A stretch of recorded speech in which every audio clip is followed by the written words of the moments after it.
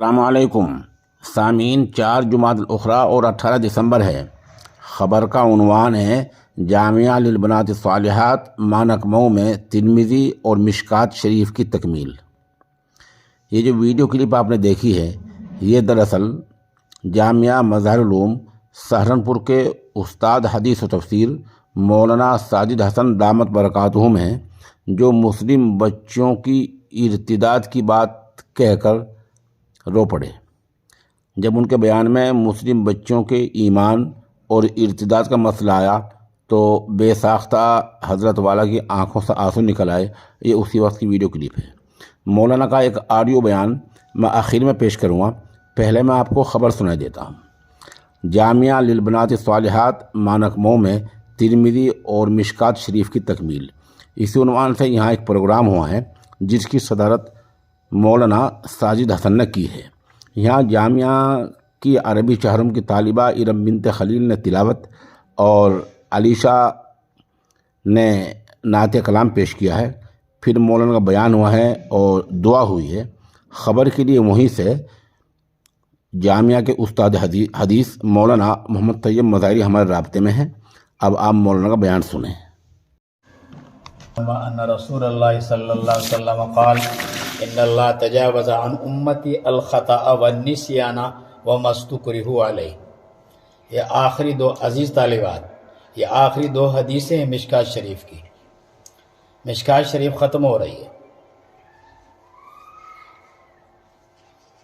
مشکات شریف ختم ہو رہی ہے، یہ آخری دو حدیثیں ہیں۔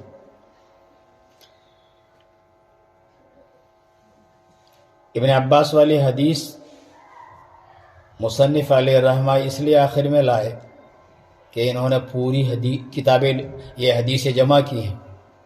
انسان ہیں، انسان ہونے کے ناطے آدمی سے بھول چوک ہو جاتی ہے۔ کتاب لکھنے والے سے لکھنے میں بھول چوک ہو جاتی ہے، پڑھانے والے سے پڑھانے میں بھول چوک ہو جاتی ہے، پڑھنے والے سے پڑھنے میں بھول چوک ہو جاتی ہے۔ کتاب لکھنے والا لکھنے سے ڈرے، پڑھانے والا پڑھانے سے ڈرے، پڑھنے والا پڑھنے سے ڈرے، اور آدمی کام ہی نہ کرے تو کام کیسے ہوگا؟ اس لیے آخر میں حدیث لائے کہ اس امت پر اللہ تعالیٰ نے جہاں بہت سے احسانات فرمائے، ان میں سے 3 احسان اس حدیث شریف کے اندر ہی بیان فرمائے۔ ابن عباس والی حدیث میں 3 باتیں ہیں۔ نمبر 1، ان اللہ تجاوز عن امتی الخطأ، ایک لفظ خطا ہے، دوسرا نسیان ہے، تیسرا مستکرہوا علیہ۔ انسان جو کام کرتا ہے اس کے کرنے کے 2 انداز ہوتے ہیں۔ کام کو کرتا ہے، اس میں اس کا قصد اور اس کا ارادہ بھی شامل ہوتا ہے، ارادتاً کرتا ہے، اسے عمدن کہتے ہیں۔ مگر کبھی کبھی انسان ایک کام کرنا نہیں چاہتا مگر پھر ہو جاتا ہے۔ کتنی کام آدمی نہیں چاہتا کہ میں یہ کروں مگر کر گزرتا ہے۔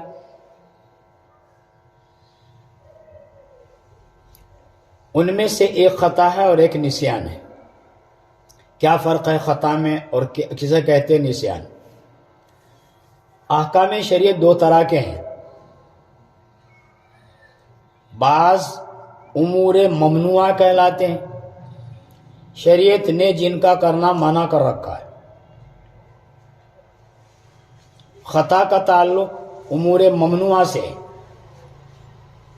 مثلا اللہ تعالیٰ نے شراب پینا حرام کیا، مگر ایک آدمی کو پتہ نہیں کہ شراب ہے۔ کئی پارٹی میں آدمی بیٹھا ہوا تھا، چائے پیش کی جا رہی ہے، شراب پیش کی جا رہی ہے، مشترک پارٹیاں ہیں، تو کسی نے گلاس پیش کر دیا، پی لیا، اس کو پتہ ہی نہیں لگا، تو یہ غلطی ہو گئی۔ اس نے پی لی مگر اس کا ارادہ پینے کا نہیں تھا۔ خطا کا تعلق ان چیزوں سے، جو چیزیں شریعت نے منع کی ہیں بلا ارادہ، ان میں سے کسی کام کے کر لینے کو خطا کہتے ہیں۔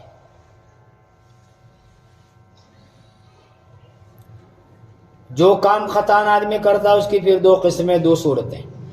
نمبر ایک، آدمی غلط کام کر رہا ہے، یعنی اس کا ارادہ کام کرنے کا، غلط کام کرنے کا ارادہ نہیں، پھر بھی غلط کام ہو رہا،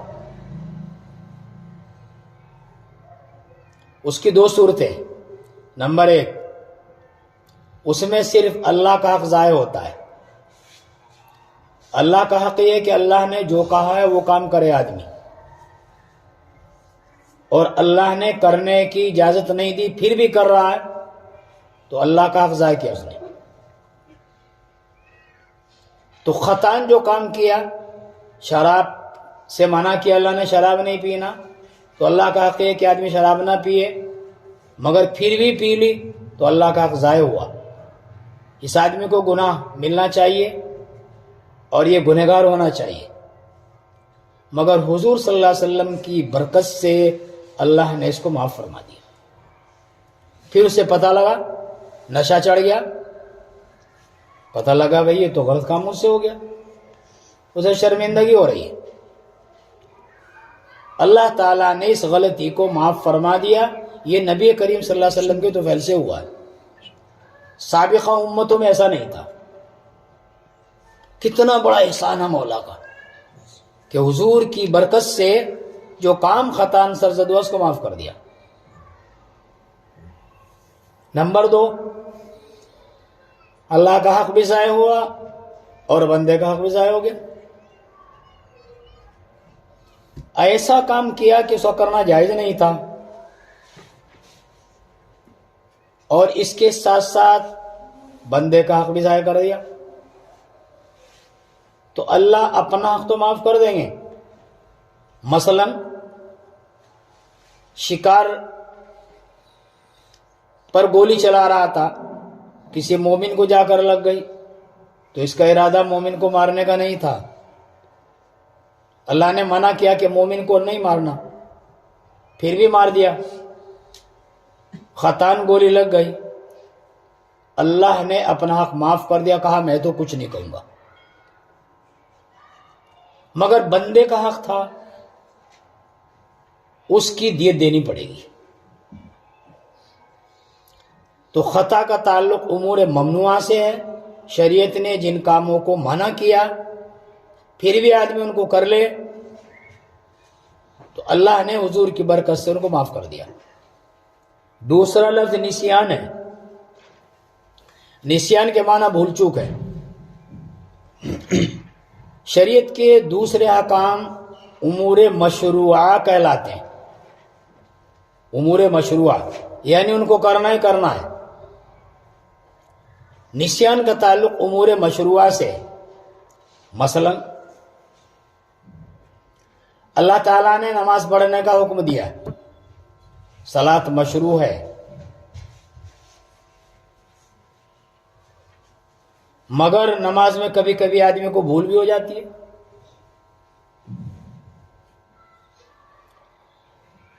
امور مشروعہ کی پھر دو قسمیں ہیں۔ نمبر ایک، امور مشروعہ میں جو غلطی بھی ہو جاتی ہے اور عبادت بھی ہو جاتی ہے۔ بھول چوک پر پکڑ ہونی چاہیے تھی، مگر اللہ تعالیٰ نے نبی کریم صلی اللہ تعالی وسلم کی برکت سے بھول چوک کو معاف کر دیا۔ تو جو امور مشروع ہیں یعنی عبادتیں ہیں، وہ دو طرح کی عبادتیں ہیں۔ بعض تو وہ ہیں کہ جن میں بھول چوک بھی ہو گئی اور عبادت بھی ہو جاتی ہے۔ مثلا ایک آدمی نے روزہ رکھا، روزے سے ہے، دوپہر کے بعد اس کا من چاہ کہ پانی پی لوں، اس نے پانی پی لیا روزے میں، یہ بھول ہو گئی، تو روزہ ٹوٹنا چاہیے تھا، مگر اللہ نے نسیان کو، اس بھول چوک کو معاف کر دیا، پانی بھی پی لیا اور روزہ بھی ہو جائے گا۔ ایسی بھول چوک کو اللہ تعالیٰ نے معاف کر دیا ہے کہ عبادت بھی ہو گئی۔ اسے ہماری زبان میں کہتے ہیں کہ دونوں ہاتھ گھی میں ہیں، اس کے دونوں ہاتھوں میں لڈو ہیں۔ حدیث شریف میں تو یہاں تک آیا جب اللہ تعالیٰ کسی بندے پر رحم کرنا چاہتے ہیں، بندے کو بھوک لگ رہی، پیاس لگ رہی، روزے دار ہے، کمزور ہے، اللہ اس پر بھول ڈال دیتے ہیں، اسے یاد ہی نہیں رہتا، اور پانی بھی پی لیتا، کھانا کھا لیتا ہے، پھر اس کو یاد آتا ہے اوہو میں تو روزے سے ہوں۔ تو کمال ہو گئے، دونوں ہاتھوں میں لڈو، کھا بھی لیا، پی بھی لیا، اور روزے کا روزہ ہو گیا۔ آم کا آم اور گٹھلیوں کے دام۔ یہ حضور صلی اللہ علیہ وسلم کی برکت سے اس امت کو معاف فرما دیا، پہلی امتوں میں ایسا نہیں تھا۔ تو نسیان کا تعلق عبادات سے ہے۔ البتہ کچھ عبادتیں ایسی بھی ہیں کہ اگر بھول چوک ہو گئی تو اللہ کی طرف سے گناہ تو معاف ہے، ایسے کام کے کرنے پر گناہ تو نہیں ملے گا۔ مثلا حج ہے، ایک آدمی حج کرنے کے لیے گیا، احرام باندھ رکھا ہے، تو اس کو سر نہیں ڈھانپنا، پھر بھی غلطی سے سر ڈھانپ لیا تو پکڑ ہونی چاہیے تھی اور حج بھی نہیں ہونا چاہیے تھا، مگر اللہ نے رحم فرمایا، کہا چل اس کا کفارہ دے دے، دم دے دے، تیری بات پوری ہو جائے گی۔ اسی طرح نماز میں آدمی کو بھول ہو گئی، سورہ فاتحہ پڑھنا بھول گیا، واجب ہے سورہ فاتحہ کا پڑھنا، سورہ فاتحہ پڑھنا بھول گیا نماز میں آدمی، دوسری سورت پڑھی اور نماز ختم کرنے کو آ رہا تو بھول ہو گئی، نماز نہیں ہونی چاہیے تھی، اللہ نے رحم فرمایا، کہا جا تیری بھول چوک معاف ہے، البتہ کفارہ دے دے، اور نماز کفارہ سجدہ سہو ہے، سجدہ سہو کر لو نماز پوری ہو جائے گی۔ تو کمی بھی ہو گئی، سورہ فاتحہ بھی چھوٹ گئی اور سجدہ سہو کر کے نماز پوری ہو گئی۔ یہ نسیان ہے، نبی کریم صلی اللہ علیہ وسلم کی برکت سے اس کو معاف کر دیا گیا۔ تیسرا جملہ مستکرہ علیہ ہے، جس کے معنی زبردستی۔ کبھی کبھی یہ ساری غیر ارادی چیزیں اس حدیث شریف میں، بعض کام ارادتاً کرتا ہے، بعض غیر ارادتاً، غیر ارادے والی تین چیزیں ہیں، کبھی خطاً کرتا ہے، کبھی نسیاناً کرتا ہے، اور کبھی استقران کرتا ہے۔ کسی آدمی نے گولی رکھ دی، ریوالور رکھ دیا کن پٹی پر اور کہا روزہ توڑ، پانی پی، تب جا کر تجھے بخشوں گا۔ اب اس کے ایک طرف اللہ کا حکم ہے، ایک طرف اس پر زبردستی کی جا رہی ہے۔ اس آدمی نے اس آدمی کے کہنے سے پانی پی لیا، روزہ توڑ دیا، تو روزہ توڑنا تو گناہ کی بات ہے، گناہ ملنا چاہیے تھا، مگر نبی کریم صلی اللہ علیہ وسلم کی تو فعل اس کو بھی اللہ نے ختم فرما دیا اور کہا ایسا آدمی بھی گنہگار نہیں ہے، اگر روزہ توڑ دیا اللہ کی طرف سے اسے کوئی گناہ نہیں ملے گا۔ اب روزہ ہوگا کہ نہیں ہوگا وہ الگ مسئلہ ہے۔ تو تین باتیں تو اس کے اندر بیان فرمائی۔ رسول اللہ صلی اللہ علیہ وسلم ارشاد فرماتے ہیں کہ اللہ نے میری امت سے تین چیزیں معاف کر دی ہیں، نمبر 1 خطا، نمبر 2 نسیان، نمبر 3 وہ کام جو آدمی سے زبردستی کرایا جائے۔ دوسری حدیث باز ابن حکیم اپنے باپ سے اور ان کے باپ ان کے دادا سے نقل کر رہے ہیں، انہ سمع رسول اللہ صلی اللہ علیہ وسلم یقول فی قوله تعالی کنتم خیر امت اخرجت للناس قال انتم تتمون 70 امتا انتم خیرها واکرمها علی اللہ تعالی۔ اس میں دو جملے ہیں، ایک قرآن کریم کی آیت ہے اور دوسرے حدیث شریف ہے، دونوں کے ذریعے اس امت کی فضیلت بیان فرمانا ہے۔ امتیں تو بہت آئی مگر اس امت کو خیر امت کا خطاب ملا ہے، یہ بھی نبی کریم صلی اللہ علیہ وسلم کے طفیل ملا ہے۔ آپ سید الانبیاء خیر الانبیاء تو امت کو خیر امت قرار دیا گیا ہے۔ حدیث شریف میں بیان فرمایا انتم تتمون 70 امتن، تم 70 امتوں کے برابر ہو، اور 70 کا عدد ہمیشہ عدد کے لیے نہیں آتا، کبھی کبھی کثرت کے لیے بھی آتا ہے۔ تو اس سے پہلے ہزاروں امتیں آئی ہیں، ان کا وہ مقام نہیں ہے جو اس امت محمدیہ کا ہے۔